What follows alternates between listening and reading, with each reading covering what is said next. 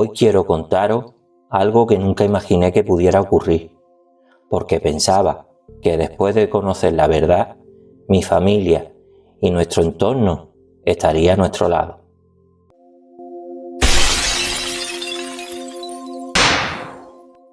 Una vez que todo se confirmó, yo pensaba que mi familia se volcaría con mi hijo.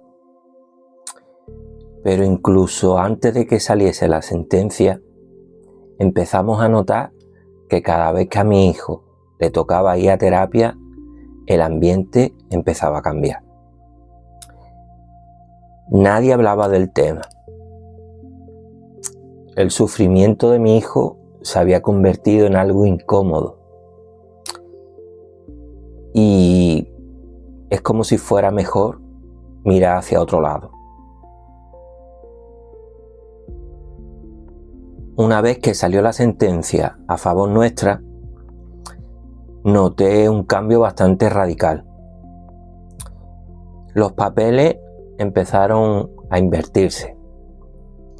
Ahora era tratado como la víctima. Y mi hijo pasó a ser el culpable de todo. La primera norma que nos impusieron fue no pasar por una calle que está a unos 40 metros de mi casa. El motivo: se siente mal cuando os ve. Pero lo que más me sorprendió fue que al resto de mi familia le parecía completamente normal. Poco a poco mis hijos empezaron a vivir completamente solos momentos que para ellos eran importantes, como podían ser su cumpleaños, las navidades, fiestas escolares, y luego dejaron de invitarnos a celebraciones familiares, mientras que él siempre formaba parte de esas reuniones. Después llegaron los bloqueos del móvil, sin que existiese ninguna discusión, sin dar ninguna explicación, sin responderme. Simplemente dejaron de hablarme.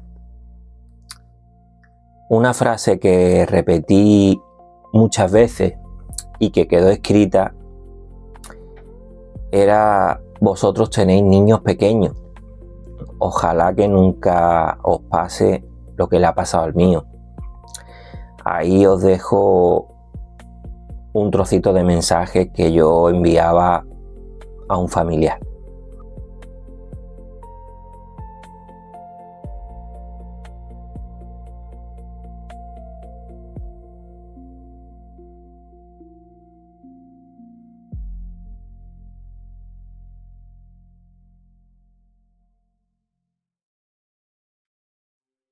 A día de hoy sigo haciéndome la misma pregunta: ¿cómo nadie es capaz de ponerse en nuestro lugar?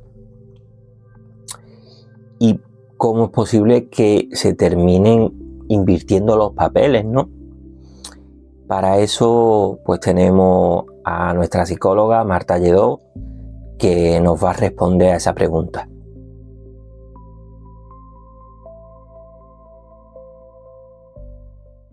Hoy vengo a responder una pregunta que me han hecho muchas veces a lo largo de mi carrera profesional trabajando con trauma, y es si es habitual que las víctimas suelan ser rechazadas o culpabilizadas después de querer denunciar, hacer justicia o después de contar su historia. Está estudiado científicamente que es más frecuente de lo que pensamos el que exista este tipo de rechazos cuando se verbaliza una...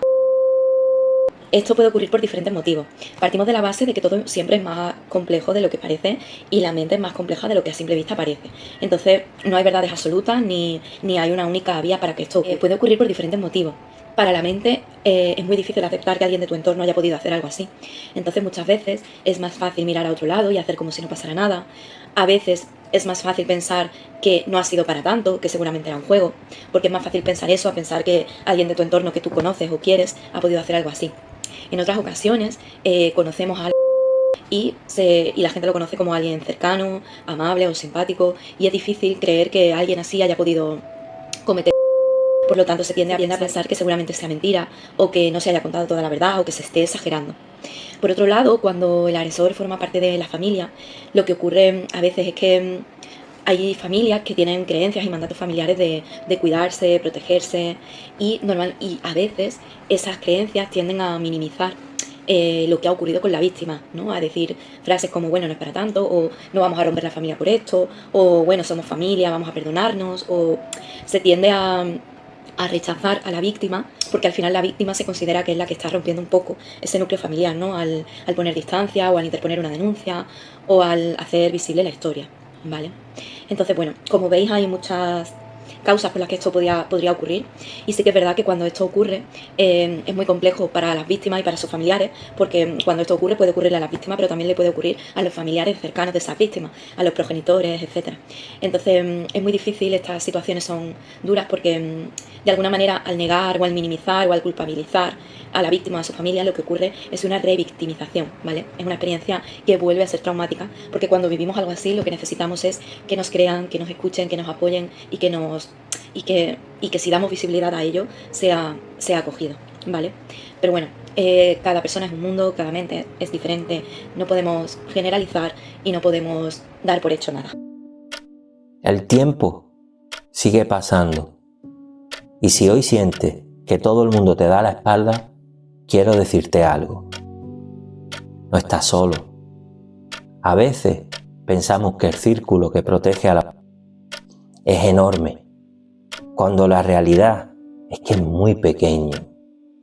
Créeme cuando te digo que fuera de ese círculo hay miles de personas dispuestas a entenderte y a caminar junto a ti. Ojalá que ningún padre tenga que volver a elegir entre proteger a su hijo y conservar a su familia. Ojalá que ningún niño vuelva a sentirse culpable por decir la verdad. Quiero daros las gracias por escucharme, por acompañarme y por ayudarme a que cada vez quede menos tiempo para romper el silencio.